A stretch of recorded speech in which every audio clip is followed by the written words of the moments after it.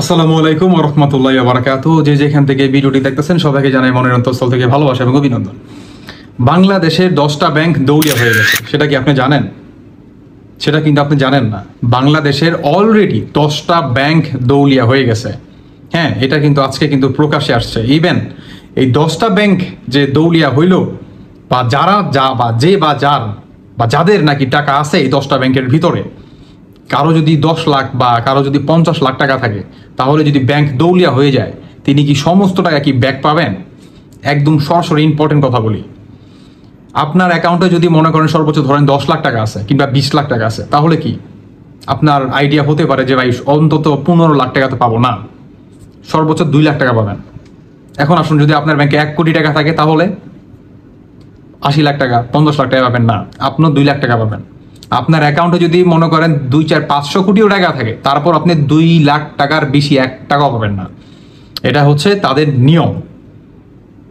গত 17 বছর ধরে বাংলাদেশটাকে যে পরিমাণ লুটপাট এবং যে পরিমাণ আসলে ব্যাংকগুলোকে দৌলিয়ার মুখে ফেলাইছে, এটা হচ্ছে স্বৈরাচারী শেখ হাসিনা বা এই আওয়ামী পরিবার বা এই আওয়ামী লীগের দলগুলা।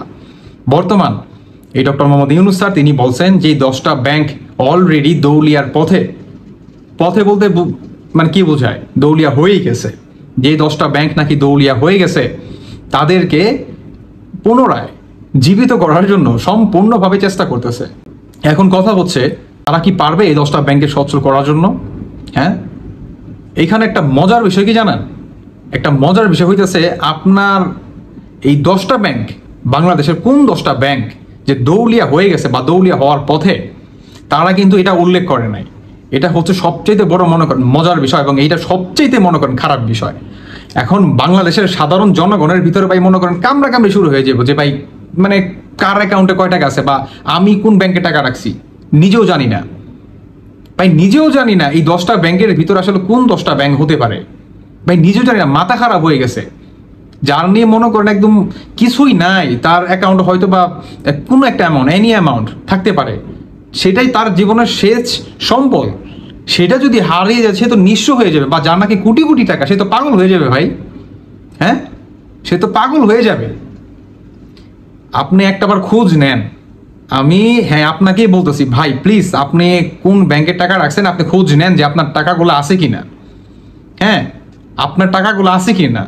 তারা কিন্তু এটা উল্লেখ করে নাই যে কোন 10টা ব্যাংক মনে করেন দৌলিয়া হয়ে গেছে।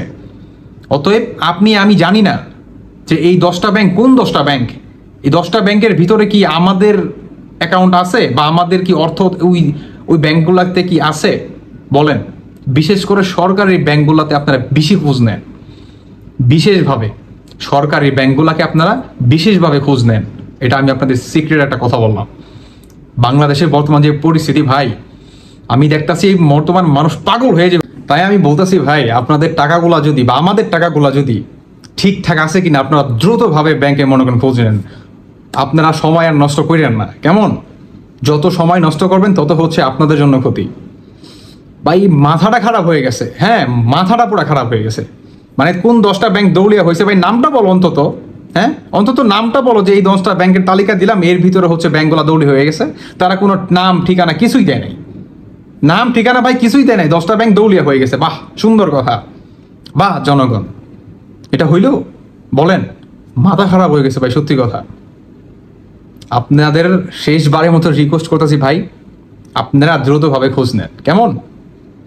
সব ভালো থাকবেন।